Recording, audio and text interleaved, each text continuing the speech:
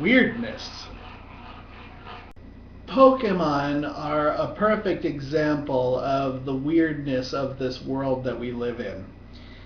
Even though they're fictional creatures, they exemplify the human mind in the way that I see this world that we're in. You've got these creatures that are cute little fluffy little animals that you just want to pick them up and cuddle them and love them, and then they turn into these badass monsters that fight and throw fireballs and lightning at each other, and they can blow each other up and stuff like this, and you've got some of them are it's a little mouse creature, it's a little elephant creature, that's adorable, and then you've got other ones that are like these things that come from hell. They're demonic monsters, like horrifying things, and then you have these things that are like soul-crushing robot monsters, and it's like, wow. And the diversity of our world, where we can have fluffy little bunnies and nuclear weapons, Sesame Street and Gangnam Style and Aliens versus Predator matches together in my mind and kind of blows my mind, and I love it. It's a lot of fun, as long as it's not real. I don't like the genuinely soul-crushing, terrible stuff. I don't, the bullies and the wars and the people hurting each other for drugs and for sex, all that kind of stuff I could definitely do without. But the other stuff, just the kind of the chaos, the madness of our existence, thinking about the fact that we think that 7 billion people living on one planet is an awful lot. But compared to the size of the universe, 7 billion people on one planet is nothing. That's less significant to the universe than would be an anthill to you that was 20 blocks away from your home. And so, just the absurdity of being tickles me. It delights me. And it makes me want to do crazy stuff, crazy fun stuff.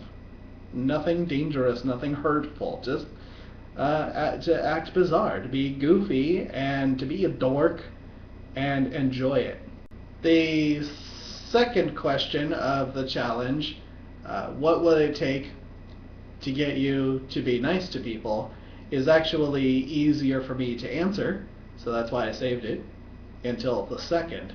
Not because it was asked in that order, but because I thought it would work out best this way. Okay, I'm done. Yes, so honestly, my default setting is to be nice to people. I like to be nice to people. I find that when I am nice to people, people are nice back.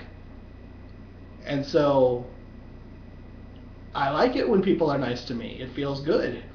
And when I'm nice to them, I can see that they like it, and that makes me happy. So, it just seems natural to me that I would be nice to anyone and friendly and polite to anyone who will allow me to do so. And I don't understand why not everyone is like that. I don't get why people feel like they need to be mean to each other, why they need to be rude to strangers. What does it accomplish? I made a video about being against trolling on YouTube videos, because to me, although on the surface it seems like it shouldn't really be that harmful, and I can see where they might be just saying, hey, you don't take yourself so seriously, try to relax. You're just YouTube videos. I understand that. But my position on it is that when you are doing that, you are taking a badness and creating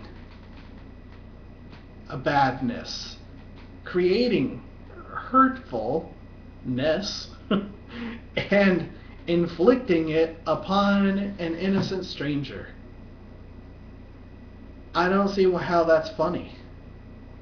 I don't see how being mean to someone is funny. The only explanation that I can come up with is that potentially the person that's doing it has some pain that they are carrying around where someone was mean to them, and they're not being able to find someone to help them to get rid of it. They're not being able to find a healthy outlet. So they just throw it out onto innocent strangers, and they think that it's harmless, but it's not harmless. Because it causes a cascading effect of badness. It hurts somebody, and then the person who's hurt doesn't really have a way to retaliate, but it makes them grumpy, and they potentially are mean to other people who had nothing to do with it. And I am talking about trolling videos, but I'm also talking about just life in general. When you're rude to someone, they pass it on, whether they mean to or not. It's really hard to be someone who stands up and says, yeah, people were mean to me today, but I'm not going to be mean to anybody else. I'm just going to let it wash off of me. That's a hard thing to do. These things, they affect us. And it just seems to me that there's no reason for it. Like I said, I like to feel good, and it makes me feel good when people are nice to me, and it makes me feel good and feel happy when I see that other people like it when I'm nice to them. And I don't understand why not everybody gets that kind of joy from being kind. It's just, it's the golden rule. Do unto others as you would have them do unto you. It's love your neighbor. It's just consideration for others. Why, if you have the choice to be nice or to not be nice, why would you choose not to be nice? What is the potential benefit of creating badness? There's enough natural problems in the world for us that we don't need to be creating additional problems for ourselves. It's better to be nice.